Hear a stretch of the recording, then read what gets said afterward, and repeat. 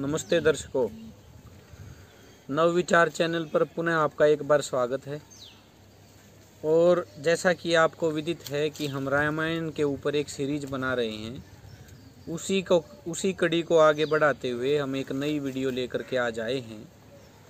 और रामायण का फिर एक प्रकरण जो संदेह उत्पन्न करता है उसको लेकर के हम आए हैं। आज का जो रामायण का प्रकल्प रहेगा, जो विषय रहेगा, वह उस समय से है जब श्री राम गंगा नदी को पार करते हैं। जब गंगा नदी पार करने का प्रसंग आता है तो वहाँ सीरियल में क्या दिखाया गया है, तुलसीदास जी क्या कहते हैं और ऋषि वाल्मीकि क्या कहते हैं, वो आपके मध्य में हम रखेंगे। तो हमारे साथ आज पुनः एक बार दो ब्रह्मचारी उपस्थित हैं। तो आइए दर्शकों, तुलसीदास जी और सीरियल ये लगभग एक ही बात करते हैं और ऋषि वाल्मीकि इस प्रकरण में क्या कहते हैं वो जानते हैं आज इस वीडियो के माध्यम से। तो दर्शकों, आज इस वीडियो को शुरू करते हुए मैं आमंत्रित करता हूँ पुनः दो ब्रह्मचारियों को। मेरी बाएं ओर बैठे हैं ब्रह्मचारी केशव, जो आपको तुलसीदास जी क्या कहते हैं वो पढ़ करके सुनाएंगे। और मेरी दाईं ओर बैठे हैं ब्रह्मचारी विक्रम, जो आपको ऋषि वाल्मीकि क्या लिखते हैं वो बतलाएंगे। तो सर्वप्रथम मैं इस विषय के बारे में सीरियल क्या दिखाता है वो उस पर थोड़ा सा प्रकाश डालता हूँ। सीरियल में हमारे को दिखाया गया है कि जब श्री राम जी गंगा नदी के किनारे पहुँचते हैं तो वहाँ पे केवट नाम का एक व्यक्ति मिलता है जो अपनी नाव में श्री राम को बिठाने से मना कर देता है और कहता है कि हे प्रभु, आपके चरण की धूलि के स्पर्श से तो शिला अर्थात पत्थर भी महिला बन गया था, एक नारी बन गया था। तो क्या कभी मेरी नाव नहीं बन जाएगी इसके स्पर्श से, आपके पैर की धूलि के स्पर्श से एक नारी बन जाएगी या उड़ जाएगी? ऐसा कुछ वहाँ पे दिखाया गया है। और फिर दिखाया गया है कि वह श्री राम को कहता है कि मेरे को अपने पैर धुलने की अनुमति दो ताकि ये धूलि हट जाए और मेरी नाव काठ की जो है वो कभी नारी ना बन जाए, इसमें कोई संदेह ना हो, वो ना बने, तब मैं आपको गंगा पार कराऊंगा। ऐसा सीरियल में दिखाया गया है, आप लोग देख चुके हैं। अब तुलसीदास जी क्या कहते हैं आओ जानते हैं ब्रह्मचारी केशव से। केशव जी बताएं। नमस्ते जी। जो तुलसीदास जी बताते हैं मैं वो आपको बताना चाहता हूँ। मागी नावन के वटु आना, कहई तुम्हार मरमु मैं जाना, चरण कमल रज कहूँ सब कहई, मानुष करनी मूरी कछु अहई। श्री राम ने केवट से नाव मांगी पर वह लाता नहीं। वह कहने लगा, मैंने तुम्हारा मर्म जान लिया, तुम्हारे चरण कमलों की धूली लिए सब लोग कहते हैं कि वह मनुष्य बना देने वाली कोई जड़ी है। छुअत शिला भई नारी सुहाई, पाहन तेना काठ कठिनाई, तरनी मुनि घरिनी होई जाई, बाट परई मोरी नाव उड़ाई। जिसके छूते ही पत्थर की शिला सुंदरी स्त्री हो गई। मेरी नाव तो काठ की है, काठ पत्थर से कठोर तो होता नहीं। मेरी नाव भी मुनि की स्त्री हो जाएगी और इस प्रकार मेरी नाव उड़ जाएगी। मैं लुट जाऊंगा अथवा रास्ता रुक जाएगा जिससे आप पार ना हो सकेंगे और मेरी रोजी मारी जाएगी, मेरे खाने कमाने की राह ही मारी जाएगी। एहि प्रतिपालऊं सबु परिवारु, नहीं जानऊ कछु और उबारू, जऊ प्रभु पार अवसिगा चहहु, मोहि पद पदुम पखारन कहहु। मैं तो इसी नाव से सारे परिवार का पालन पोषण करता हूँ, दूसरा कोई धंधा नहीं जानता। हे प्रभु, यदि तुम अवश्य ही पार जाना चाहते हो तो मुझे पहले अपने चरण कमल पखारने के लिए कह दो। पद कमल धोई चढ़ाई नाव नाथ उतराई चहऊं, मोहि राम राउरी आन दशरथ सपथ सब साची कहूँ। बरु तीर मारहूँ लखन पे, जब लगी न पाय पखारी हूँ, जब लगी न तुलसीदास नाथ कृपाल पारु उतारी हूँ। हे नाथ, मैं चरण कमल धोकर आप लोगों को नाव पर चढ़ा लूंगा। मैं आपसे कुछ उतराई नहीं चाहता। हे राम, मुझे आपकी दुहाई और दशरथ जी की सौगंध है, मैं सब सच सच कहता हूँ। लक्ष्मण भले ही मुझ पर तीर मारे, पर जब तक मैं अपने पैरों को पखार न लूंगा तब तक हे तुलसीदास के नाथ, हे कृपालु, मैं पार नहीं उतारूंगा। सुन के बट के बैन प्रेम लपेटे अटपटे, बिहसे करुणाएन चितई जानकी लखन तन। केवट के प्रेम में लपटे हुए अटपटे वचन सुनकर करुणाधाम श्री रामचंद्र जी जानकी जी और लक्ष्मण जी की ओर देखकर हंसे। कृपा सिंधु बोले मुस्काई, सोई करु जेहि तव नाव न जाई। बेगी आनु जल पाय पखारू, होत बिलम्ब उतार ही पारू। कृपा के समुद्र श्री रामचंद्र जी केवट से मुस्कुराकर बोले, भाई तू वही कर जिससे तेरी नाव ना जाए। जल्दी पानी ला और पैर धो ले, देर हो रही है, पार उतार दे। जासु नाम सुमिरत एक बारा, उतर ही नर भव सिंधु अपारा। सोई कृपालु के वट ही निहोरा, जेहि जग की यतिहु पगहु ते थोरा।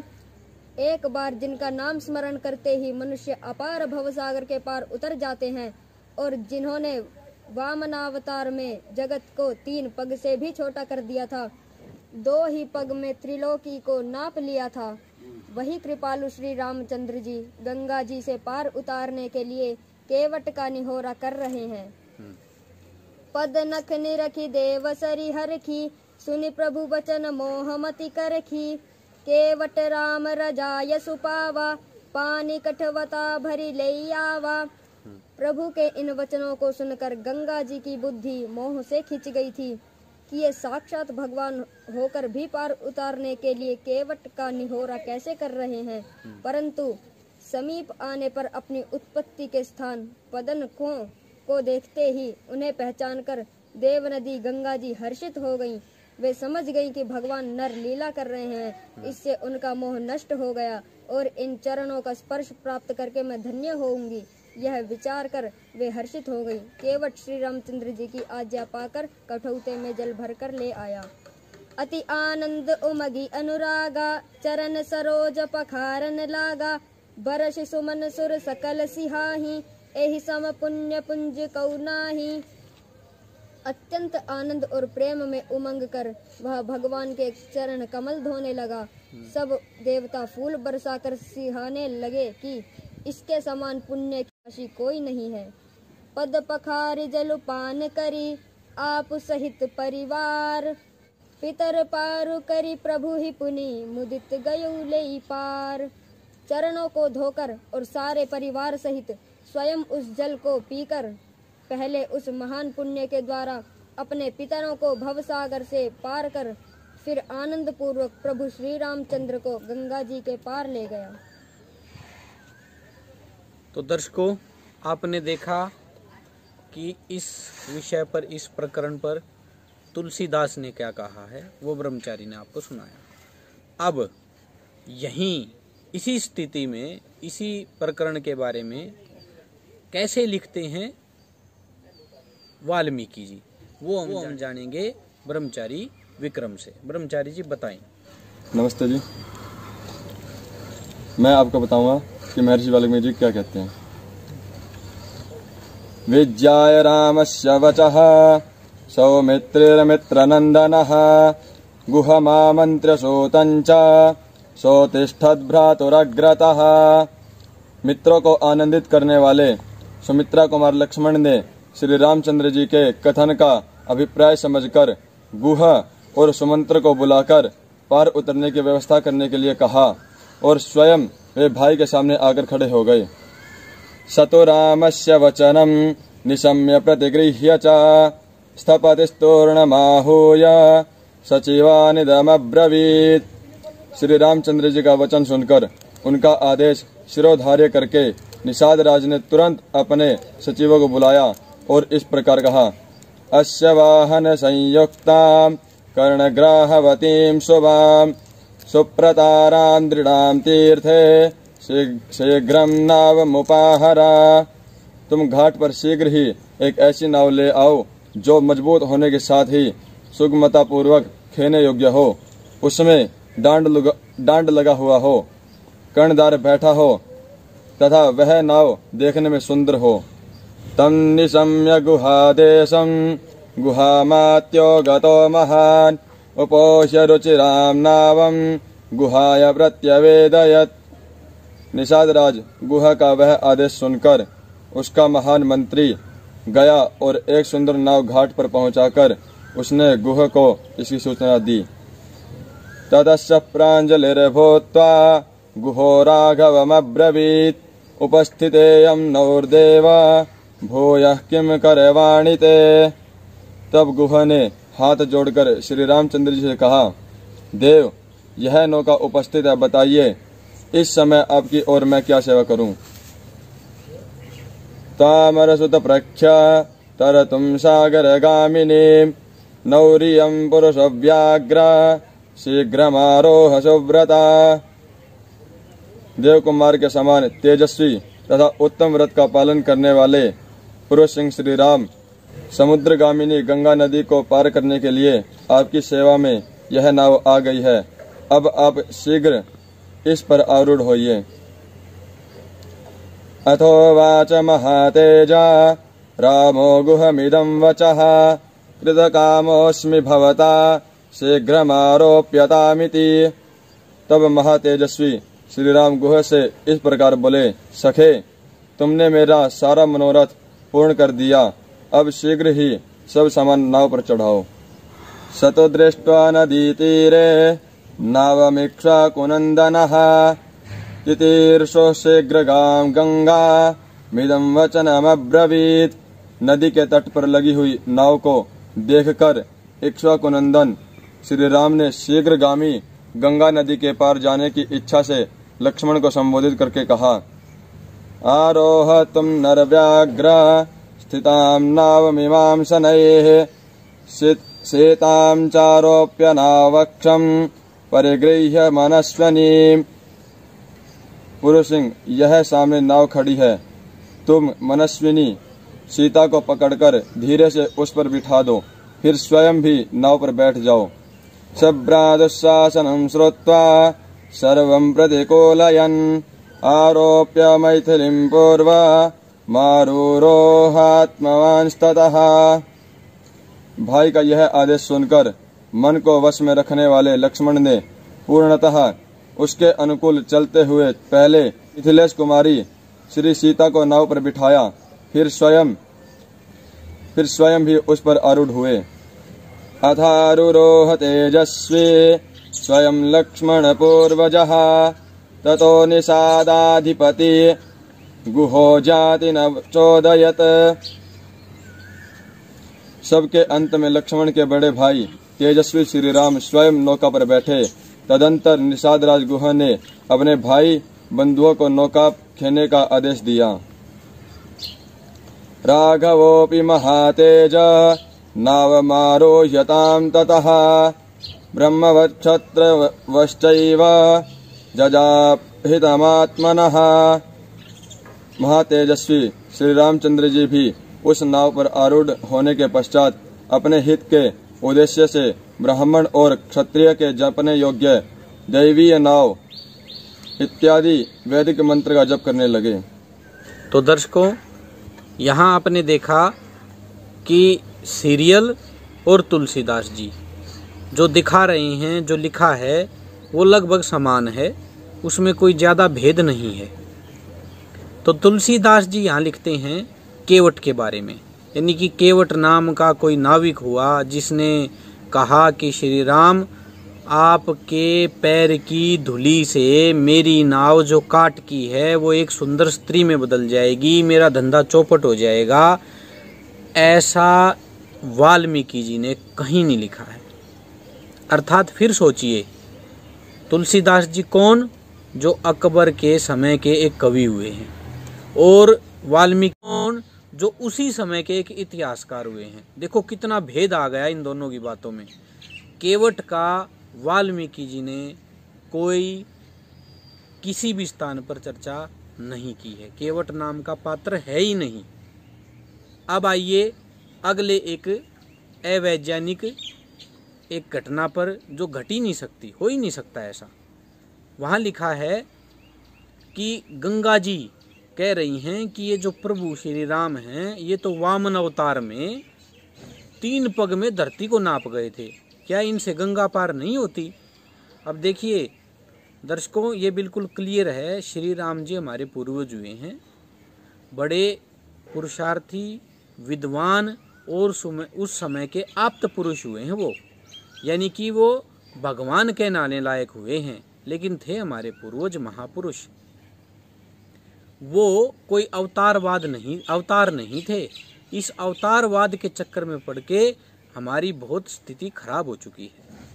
ऐसी कपोल कल्पित भरमाने वाली बातें भर दी गई हैं हमारी ठीक इतिहास में, जिसका सहारा अधर्मी लोग लेते हैं और वो कहते हैं देखो तुम्हारे यहाँ भी तो ऐसा चमत्कार लिखा है, ऐसी घटना लिखी है जो घट नहीं सकती। तो गंगा जी मात्र एक नदी हैं। देवी क्यों कहा गया है? क्योंकि वो जीवन देने वाली हैं। आपको पता है भारत की सीमा में 2500 किलोमीटर का दायरा तय करती है गंगा, और वहाँ ना जाने कितने करोड़ों जीव जंतुओं को जीवन देती है, इसलिए देवी कहलाती है। लेकिन वह एक नदी मात्र है, वो उसमें एक जल की धारा मात्र है, वह मनुष्य रूप नहीं ले सकती, कोई संवाद नहीं कर सकती। अब आगे एक और जो घृणा पैदा करने वाली स्थिति यहाँ खड़ी हुई है वो ये है कि यहाँ तुलसीदास जी लिखते हैं कि जो केवट जो वाल्मीकि जी के अनुसार हुआ ही नहीं, वह केवट श्री राम के पैर धुल करके उस पानी को पी लेता है। अरे श्री राम इतने विद्वान पढ़े लिखे व्यक्ति थे, महापुरुष थे, क्या वो अपने पैर धुल करके किसी को पिलाएंगे क्या? ऐसा कर्म करेंगे क्या? हम पैर धुलते हैं, वो गंदगी होती है, ऐसा कैसे हो सकता है? ये बिल्कुल गलत बात है, तर्कहीन है, और एक बहुत ही निम्न दर्जे की एक घटना यहाँ लिखी गई है तुलसीदास जी के द्वारा। ऐसा नहीं हो सकता, कदापि स्वीकार नहीं करेंगे श्री राम जैसे महापुरुष ऐसी घटना को। फिर और आगे बढ़ते हैं, देखिए केवट यहाँ वाल्मीकि जी ने जो रामायण लिखी वहाँ है ही नहीं। वहाँ तो केवल चर्चा नाम लेकर के श्री राम, श्री लक्ष्मण जी और माता सीता के अलावा 2 ही व्यक्तियों का नाम लिया गया है बस।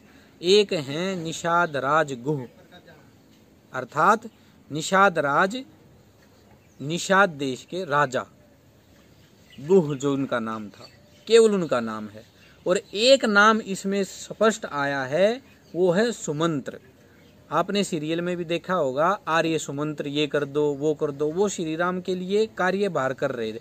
ये वो ड्यूटी लगा करके भेजे थे दशरथ जी ने, ऐसा सीरियल में भी दिखाया गया है। हम ये नहीं कहते सीरियल पूरी तरह असत्य है। देखिए वो बार बार उनका नाम लेते हैं, आर्य सुमंत्र, उनको व्यवस्था के लिए भेजा गया था। और यहाँ क्लियर लिखा है, बिल्कुल स्पष्ट है कि निषाद राजगुह अपने सचिवों को आदेश देते हैं कि तुम जाओ और एक अच्छी मजबूत श्री राम के नदी पार करने योग्य बढ़िया नाव लेकर के आओ। और वहाँ केवल इन 2 नामों के अलावा कुछ नहीं है, किसी की कोई चर्चा नहीं है, कोई केवट नाम का पात्र वाल्मीकि जी ने नहीं दिखाया है, अर्थात नहीं लिखा अपने इतिहास में। तो देखिए दर्शकों, यहाँ हम देख रहे हैं कि बड़ा विचित्र खेल खेला गया हमारे इतिहास के साथ। सारा ही तो उलट पुलट करके रख दिया, सारा ही ना घटने वाली, अवैज्ञानिक, प्रकृति के खिलाफ जाने वाली घटनाएं यहाँ भर दी गई हैं और वही हमें दिखाई जा रही हैं। और इसी का फायदा विधर्मी लोग उठाते हैं, वो आरोप लगाते हैं कि तुम्हारे में भी देखो छुआछूत थी, ये सब था, ये हमारे गलत इतिहास में भरा गया, अन्यथा कहीं नहीं है हमारे में। तो दर्शकों, हम फिर आपका आह्वान करते हैं कि आप अपने विवेक से सोचिए और अपने ठीक इतिहास को खोज करके पढ़ने का प्रयास कीजिए, जानने का प्रयास कीजिए। और ऐसी वीडियो को आपसे अनुरोध है कि आप ज़्यादा से ज़्यादा शेयर कीजिए, अपने आने वाली पीढ़ी और वर्तमान के व्यक्तियों को ये समझाने का प्रयास कीजिए कि हमारे पूर्वज कितने महान थे, हमारा इतिहास ठीक क्या था। तो आपसे फिर एक बार अनुरोध है, वीडियो को लाइक कीजिए, चैनल को सब्सक्राइब कीजिए और शेयर कीजिए। हम पुनः एक बार आपके मध्य में उपस्थित होंगे अगली एक सीरीज लेकर के। तब तक के लिए आप सबका बहुत बहुत धन्यवाद। नमस्ते जी।